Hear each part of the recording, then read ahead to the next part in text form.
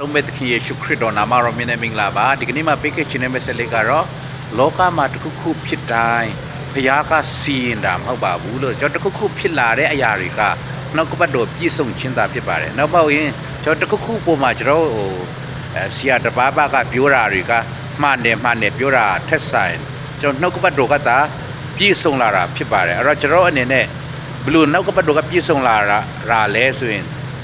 ဖြစ်ပြမယ့်အရာတွေကိုဘုရားကကျူပြောပြီးသားဖြစ်တယ်။နော်ကျွန်တော်နောက်ကပတ်တော်နဲ့တိုက်ဆိုင်ကြည့်လိုက်အဲ့ဒါဆိုရင်သူကကျူပြောပြီးသားဖြစ်တယ်။အဲ့တော့ကျွန်တော်တို့နည်းနည်းဘုရားကစီရင်တာမဟုတ်ဘဲနဲ့မင်းဒါမျိုးလောက်ရင်ဒါမျိုးဖြစ်မယ်။ဒါမျိုးလောက်ရင်ဒါမျိုးဖြစ်မယ်။ဘေးချင်းမှာဘာဖြစ်မယ်ဆိုတဲ့ဟာမျိုးတွေကကျွန်တော်နည်းနည်း prophet တွေအဖြစ်တမန်ကျမ်းစာအဖြစ်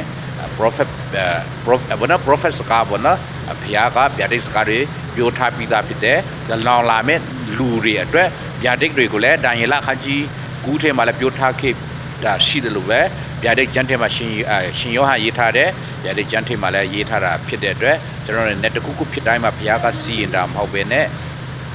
နောက်ကဘတ်တော်ပြည့်စုံခြင်းသာဖြစ်ပါတယ်အဲ့တော့ကျွန်တော်တခုခုဖြစ်လာတိုင်းမှာကျွန်တော်တို့လည်းဘုရားစီရင်တယ်လို့ပြောတာမဟုတ်ဘဲနဲ့ကျွန်တော်ဆင်ခြင်ပြီးကျွန်တော်ကမိမိအသက်တာကိုပြန်လေပြီးပြင်ဆင်ဖို့တာဖြစ်ပါတယ်ပြီးမိမိအသက်တာပြင်ဆင်ပြီးတိုင်းမိမိညီကူမောင်နှမတငယ်ချင်းမိတ်ဆွေများကိုလည်းဖုန်းအားပေးတိုက်တွန်းညှို့ဆော်သတိပေးဖို့ဖြစ်ပါတယ်ရောက်စီတိုင်းဘုရားပြည့်စုံခြင်းချပေးပါစေ